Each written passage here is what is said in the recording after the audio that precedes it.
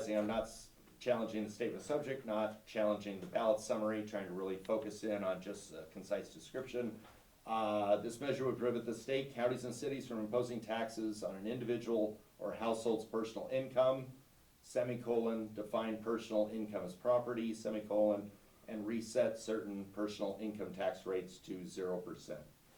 There's an alternative to that that says imposing or collecting, and removes the word households from the second option.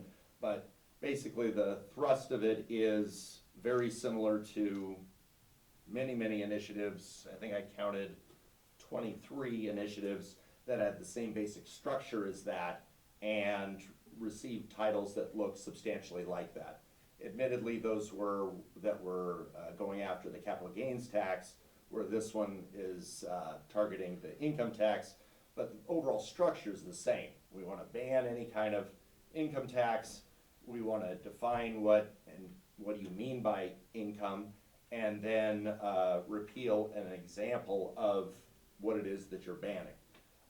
So again, I can't cite them as precedents. It's not like we appealed them, but in every case, Judge Dixon, Zip, and Thomas, all of them ruled that naming the governments is appropriate, using the word imposing, collecting makes sense, and then at the end, putting some designation of what this tax is that's being gotten rid of.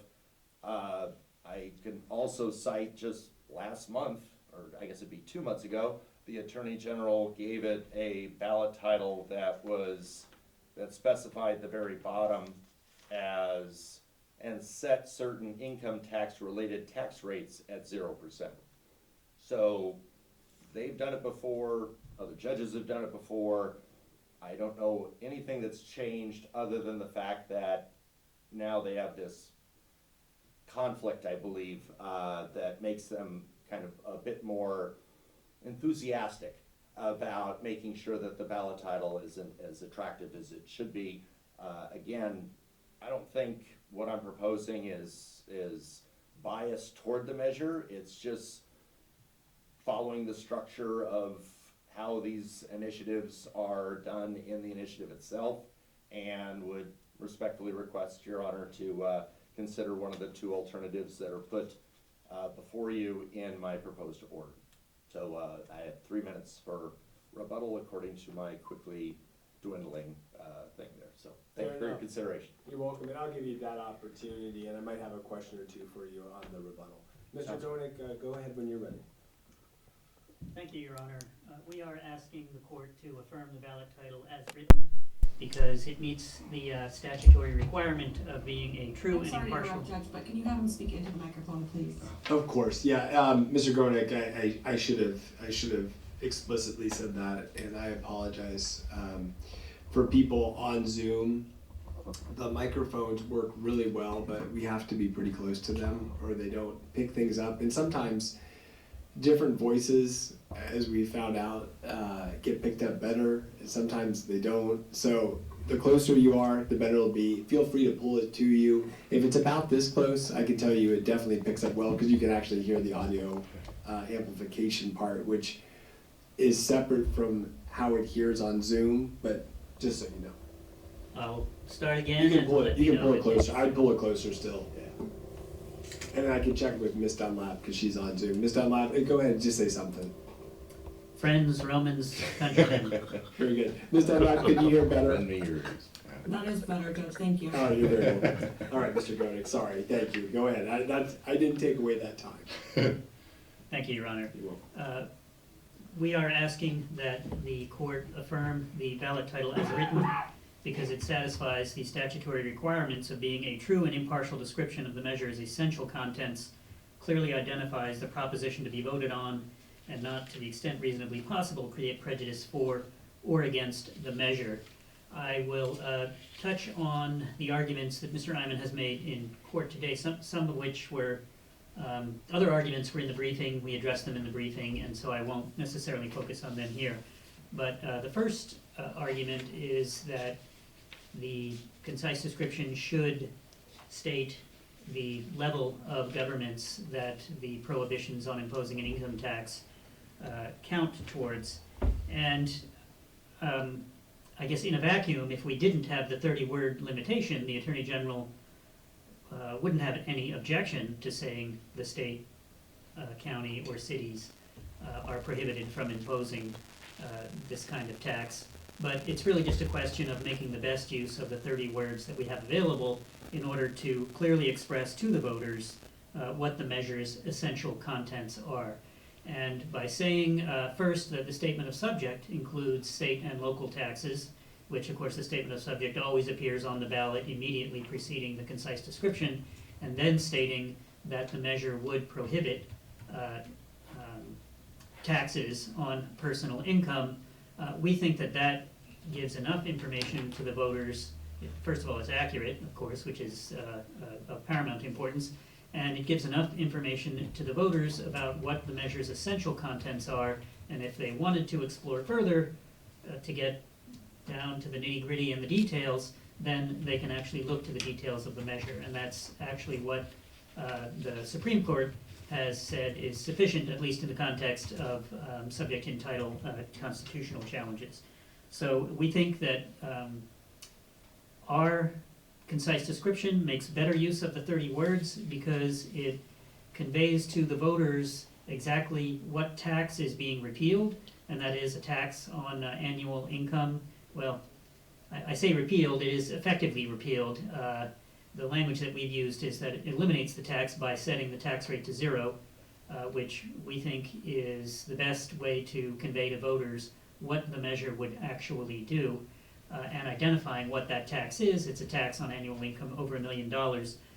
In addition, the measure, of course, does the same thing, eliminates the tax by setting the tax rate to 0 for the capital gains tax, which Mr. Eyman's proposed concise description ignores entirely. So we think in that respect, a lot of Mr. Eyman's proposal is accurate, and if we had plenty of words, we wouldn't object. That aspect of it, leaving out the capital gains tax, we think does not satisfy any of the statutory requirements. It does not convey one of the essential components of the measure.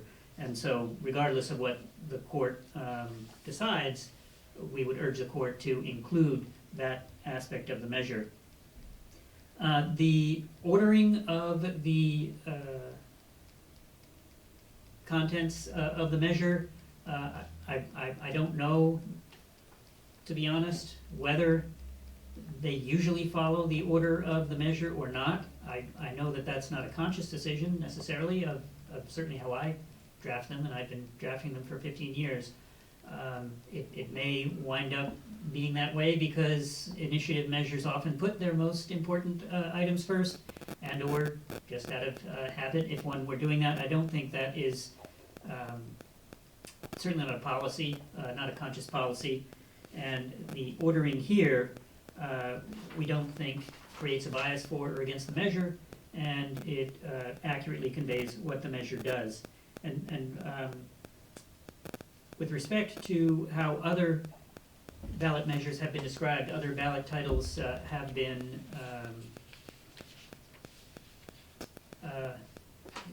either affirmed and or rewritten by some of your predecessors. I think every measure has to be taken on its own.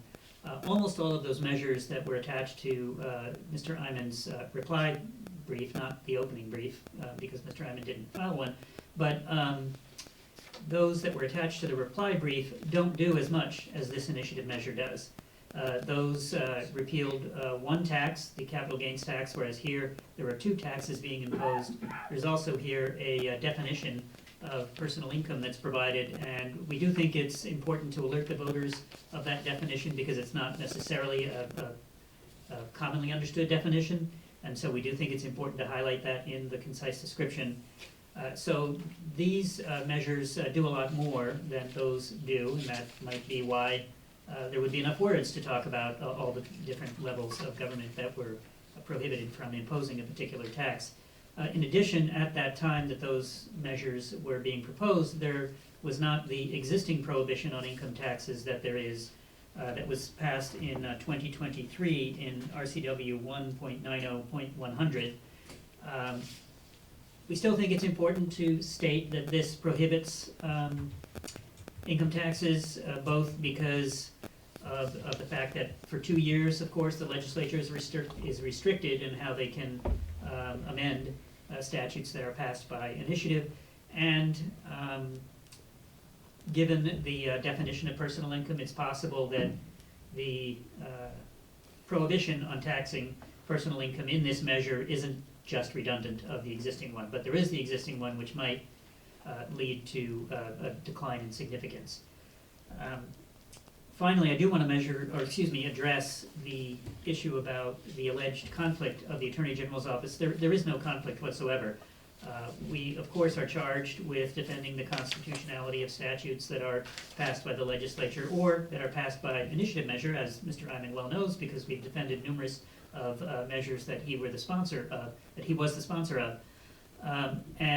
Defending the constitutionality of a statute doesn't conflict in any way with wanting to accurately describe a measure that repeals that statute. It doesn't state one way or the other how the office feels about the policy of the law and whether or not we would want to describe it in one way or another.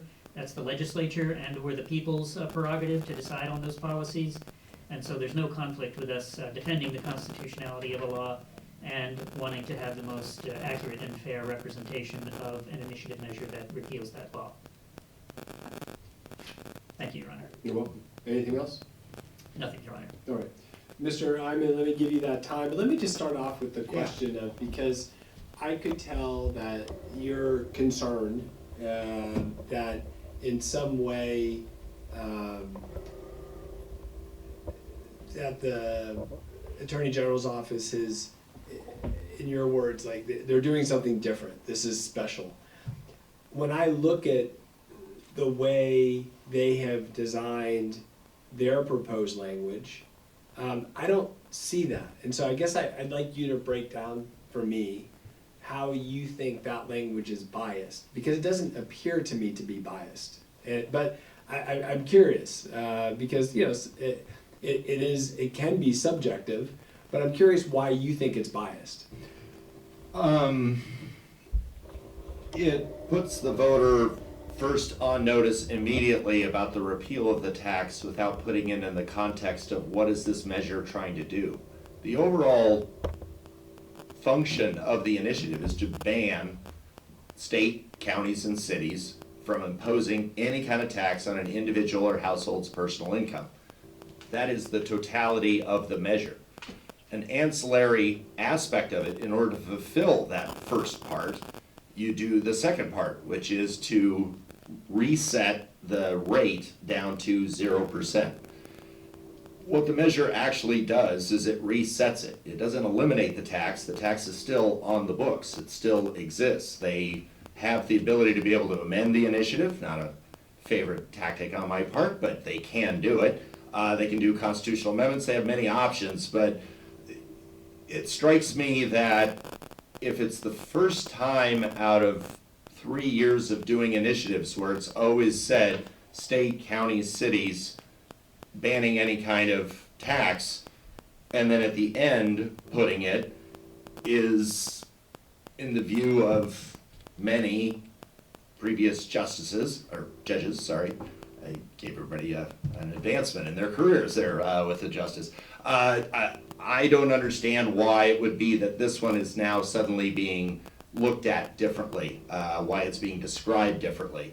I've cited a possible motivation, but I get what you're saying. The other aspect of it is when you're resetting the rate, you're resetting the rate.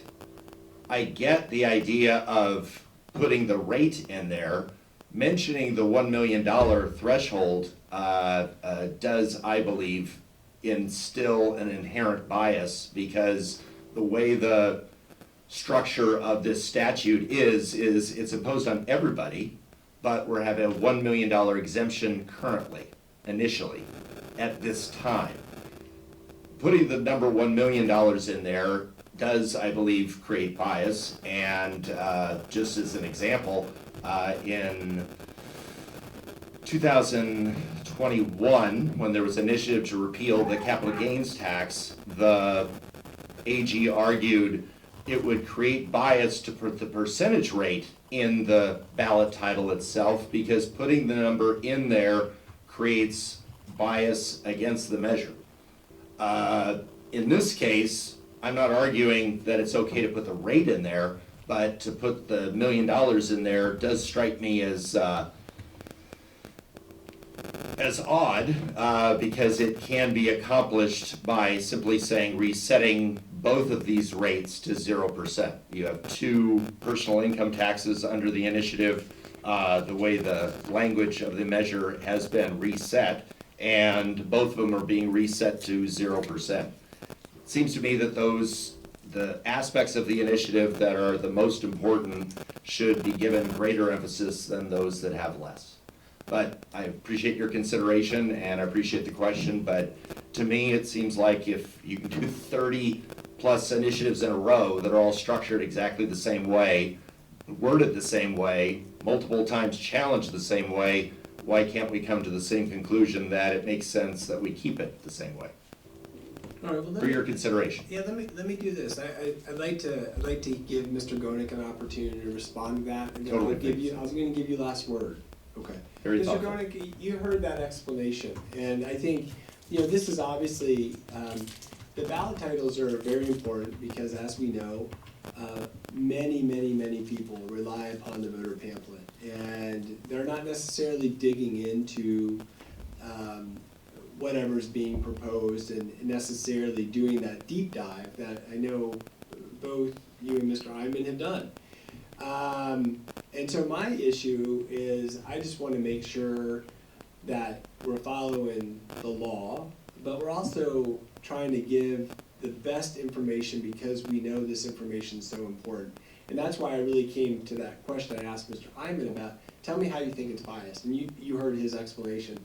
I'd just like to give you a chance to respond to anything that was said there, and then I'll give Mr. Eyman the last word. One thing, I'll reiterate that I think repeal of the capital gains tax needs to be in the title, setting aside whether, how to make a fair and accurate representation of it. We also want to ensure that there's no, if the measure passed, we wouldn't want a subject in title challenge to it by saying, well, you didn't put in the title that it repeals the capital gains tax, but it does. So that is at a minimum. And from our perspective, the Attorney General's office, the primary or the most significant aspects of the measure are the repeal of the existing taxes.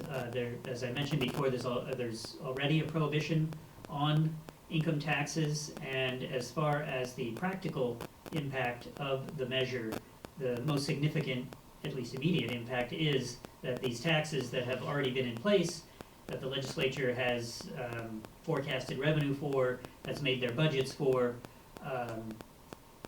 repeal of those or setting their tax rates to 0%, which, notwithstanding Mr. Eyman's response, from our perspective remains, you're eliminating the tax. It doesn't really matter if all the other verbiage is on the books. There's no tax there. That's the most significant aspect of the measure, and that's why we wrote it that way. And we think that identifying, to the extent we can, within the 30 words for the voters exactly what is being repealed is the most helpful to them. It's the way to satisfy the statutory requirements of conveying the measure's essential contents. And in what we had the same reaction as you did, not surprising, Your Honor, that we think it did not create a bias for or against the measure. All right, thank you. Mr. Eyman, you heard that response. Like I said, I would give you the last word. Because I asked you a question, you answered the question. I'm giving you your 3 minutes. Whenever you're ready, go ahead. Well, I appreciate that. He just kept saying repeal over and over again and eliminate it. You can design an initiative that does that, but this initiative doesn't do that. This initiative resets the rate to 0%. If it repealed it, that's what it does. If it eliminated it, it would do that. The language of the measure specifically says this act resets the tax rate for this personal income, personal act. This act resets the tax rate for this personal income tax on individuals to 0%. For the capital gains portion of it, it says the exact same thing. This act resets the tax rate for this personal income tax on individuals to 0%. A ballot title should reflect what the measure actually does, not what the Attorney General thinks that it does. The language of the measure itself is what is normally done with ballot titles, and I quoted many times the Attorney General's office saying, the best way to be able to describe a measure, to not create bias for or against it, is to use the language from the measure itself. I can understand why you would be resistant to doing that if by using the language from within the measure does create bias, that somehow it said eliminated this horrible income tax, this horrendous. Can I interrupt? Please. But again, if we're trying to, and I think you'd agree with this as well, that many voters use the pamphlet. Mm-hmm. And so when we use the word reset, I understand that's what's in the initiative, but when we use that word, if people are relying upon this description, and that's gonna be what they have. Now, I would hope that because there's been so much out in the public about this specific issue, that we probably will have a pretty educated electorate. Mhm. But let's say someone's relying totally on this. The word reset doesn't, to me, there is a question. Resets it, what was it? 2-0. But that's where I think the Attorney General's, I will just tell you, the language of saying reducing Mm-hmm. makes some sense to me, because then it's clear, okay, whatever it was, it's now gonna be 0. Versus reset is like, well, you know, I agree they're close. I guess that's why I'm still focused on how you think the language was biased. And you've tried to answer that. It sounds to me like you're more saying you like yours better. Which is a fine answer. I'm just trying to make sure, if you think it's biased, I want to know how, because I don't think it's biased language. I think it's more a matter of they're actually relatively close. Now, I agree with Mr. Gonick. I think the capital gains, that has to be explicitly put in there. But the language that you use, it's a little bit different. I actually think the language that was in the States, to me, it's more precise. Okay. And so I just want to give you a chance to respond to that. You know, the advantage that you have over me is you're wearing a black robe and I'm not. So I'm obviously persuaded that the previous courts got it right when they were describing a measure that was just like it. But at the end of the day, it's your call, it's your decision. They did earlier, just 2 months ago, said, okay, we don't like the word reset. We'll use the word set. Set it at 0%. That is the same thing. And they used income-related tax. There are 2 income-related taxes in this particular case. There's the language that's proposed, and reset, let's say set certain personal income tax rates, plural, meaning both for the income tax and the capital gains tax, are set to 0%. If we had more words, we would be able to say, well, we want to set this one from 7.7% to 0, and this one from 9.9 to 0, but both of them have one thing in common. They're both going to 0, and they're both being set by the measure, if the word reset is somehow not clear enough. But I appreciate your willingness to even give me a chance to argue this, because I didn't show up this morning. So, I mean, the fact you're even giving me my bite at the apple, even though I kind of in a way don't deserve it, I feel like I'm living on borrowed time. But I'm so grateful you've given me the chance to argue this one, and we can talk about the other one in a separate thing. But I've just seen it done over and over again by the Attorney General's office the exact same way. It is a little frustrating to see it where it's just 2 months later, and now suddenly saying set it to 0% is somehow not as accurate as what they proposed here. But anyway, appreciate your consideration. I appreciate that. This is obviously its own initiative, but the way that Mr. Eyman, you've had some of these others.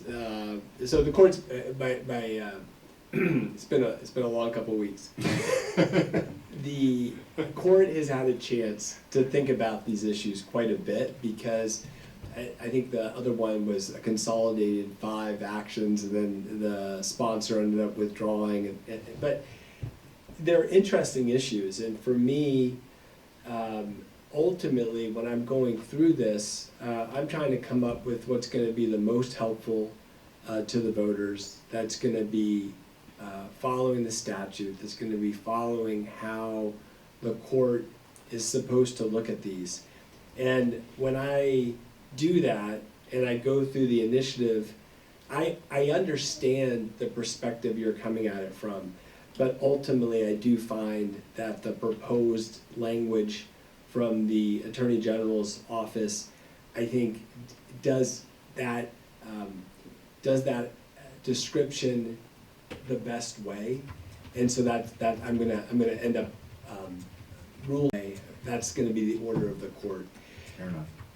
Did the parties, I know both of you did proposed orders, do you wanna take a minute to show those, give Mr. Eyman an opportunity to review and sign, and then we can, once you both have a chance to do that, we can move on to the other case? Judge Skinner, I'm so accustomed to losing. To the Attorney General, I'm confident that they have a very properly worded order that says was not granted. And so I'm sure it'll be You wanna sign fine. those, agree as to form? Yeah, absolutely. I'm sure it's fine. We could just move on to the 688 and not take as much of the court's time. Well, I appreciate that, you know, it was, we had, I'll give you all a moment to talk. Yeah.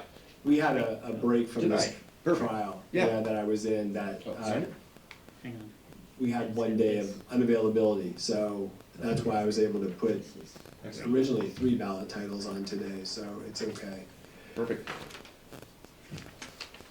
Like I said, I just deeply apologize to the court and to the Attorney General for wasting your time this morning, showing up, me not showing up. You're probably wondering, where the heck is he? What's going on? Is he in a car accident? Is I'm he an glad idiot? you're okay. Yeah, there's that, yes. It's May I just approach, Your Honor? stupid, just stupid. Well, I did feel bad for Mr. Gonick because Yeah. I didn't know if he was gonna appear by Zoom, and he did come in person, and so I felt bad for him. Yeah. But, you know, As did I. sometimes these things happen, and like I said, my memory has been that you've never not been here when we expected you to be here, so Appreciate that. you're welcome.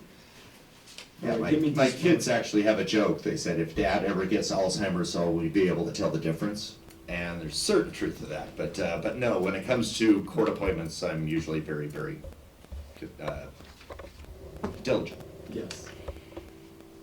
All right, so the other matter is the 26-2, 263634 case. That was regarding IL 27688, and we can do a similar procedure. So go ahead when you're ready. I appreciate that, Your Honor. You know, we're gonna have a deja vu aspects of this hearing, and I feel more focused on this one because this one is just about one tax being reset to 0%. And again, just recently, the Attorney General's concise description for a measure that did exactly this, they wrote, and set certain income hyphen related tax rates at 1%.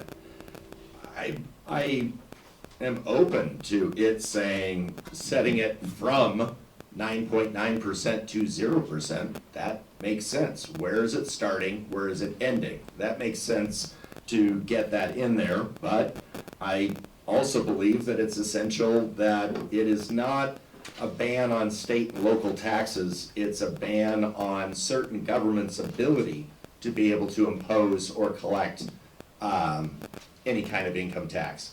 I think that is an important distinction. You're not banning just the existence of the tax, you're putting a prohibition on a government from imposing it or collecting it in the first place. And I think that distinction is clarified in the proposed alternative that I put forth that said would prohibit the state, counties, and cities from imposing taxes on an individual or a household's personal income. The reason why I think or household's personal income should be included in there is because that is one of the defining characteristics of this particular tax that they raise during this legislative session, where it is not just on individuals, it is on the household itself.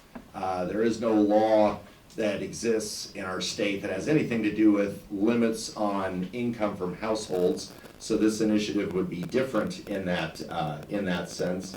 And defining personal income as property is different. But I just come back to, setting that rate at 0%. It doesn't change the threshold. Throwing in the number $1 million is, to a certain degree, almost inflammatory, because again, it's the introductory exemption. It's not what it's going to be forever, and they had many opportunities to have it be set in stone at $1 million, but they didn't. And so there's every option for them to go in the future. So I would cite, once again, the previous justices. I would cite again the Attorney General himself 2 months ago, using this exact same verbiage. I shouldn't say exact same, that's overstatement. Very similar language to what is proposed in petitioner's alternative. And again, I'm not set on the word reset. I'm satisfied using the word set if that is more agreeable to the court. So please give consideration to that, and I think mentioning what year the legislature passed it is also a good information for the voters to have. So appreciate your consideration of that. Thank you. Mr. Groenick. Thank you, Your Honor. We do ask the court to reaffirm the formulation of the Attorney General of this ballot title because we think that it satisfies the statutory requirements that we've been discussing previously about setting forth the measure's essential contents and conveying information to the voters and not creating a bias for or against the measure. To the extent that Mr. Eyman is relying on a prior ballot title that was issued several months ago, again, every measure, of course, is considered on its own, and at that time,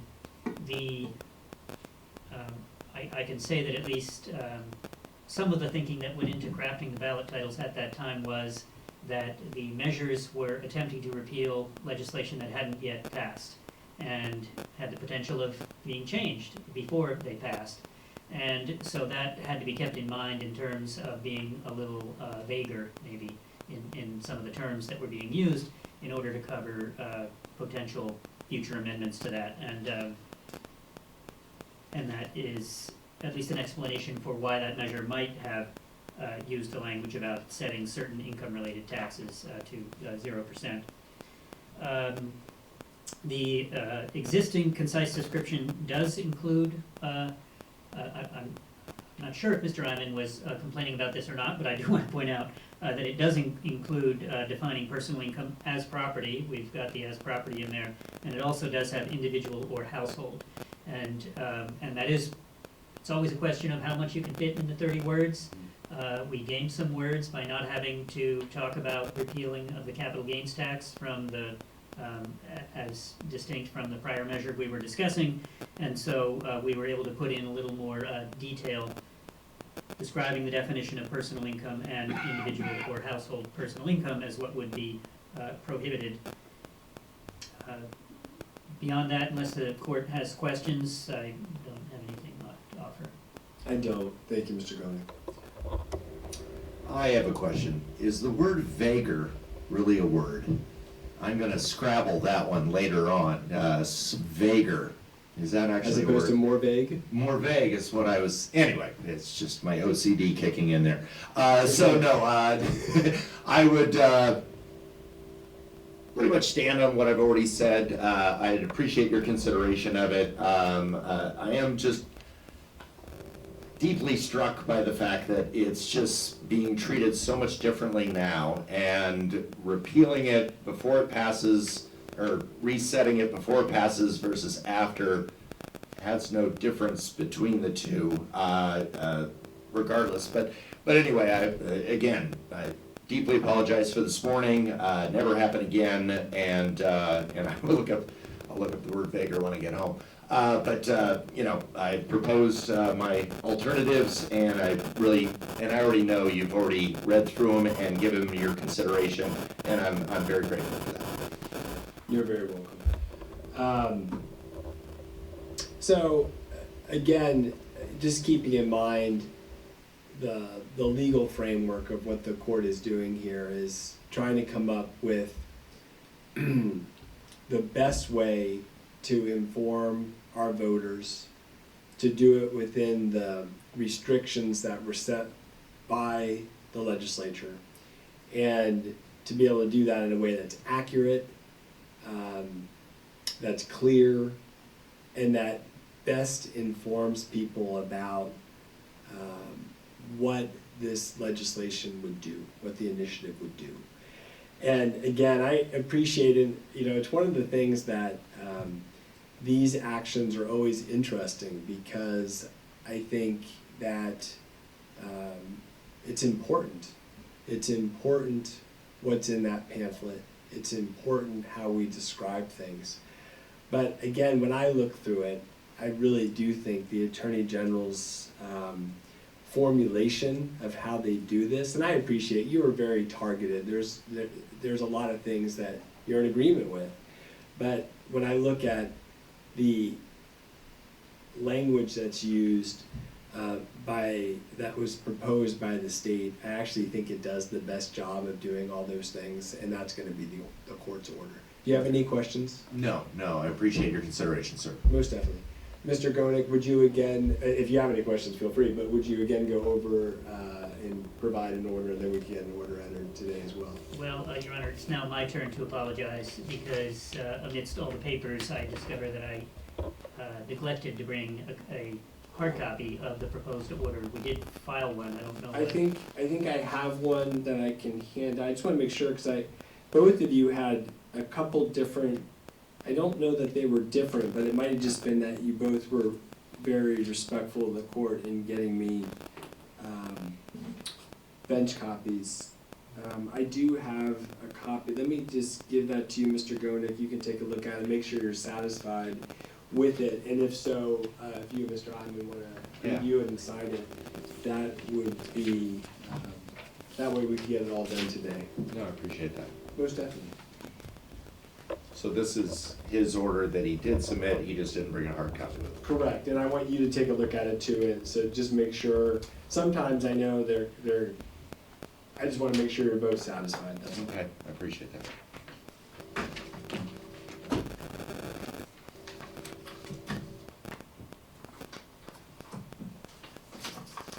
I don't know if you recall, Your Honor, but I was before you, but I was represented by counsel. It had to do with the rainy day fund. Yes, That was I a do. fascinating case. It was. It was a really interesting dynamic. So very inside baseball. No one else knows anything what we're talking about, but I found it a very interesting case, and so that was my only time that I remember being before you.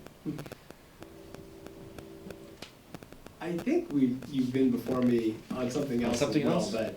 but It was Joel R. that was a very interesting Yeah, case. and Joel R. just brilliant guy, just amazing. Pleasure to watch him in action. Reminds me why people go to law school. You know, they actually get better at this than us pro se people. So anyway, thank you, Peter. But again, thank you very much for everybody's time and consideration. You're very welcome.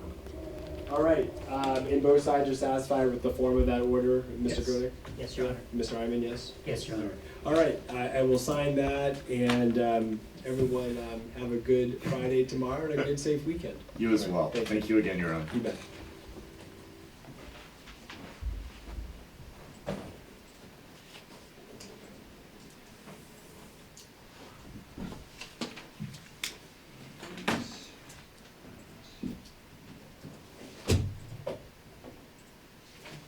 Thank you. All right, everyone take care. Thank you. Yeah, take care. Please rise.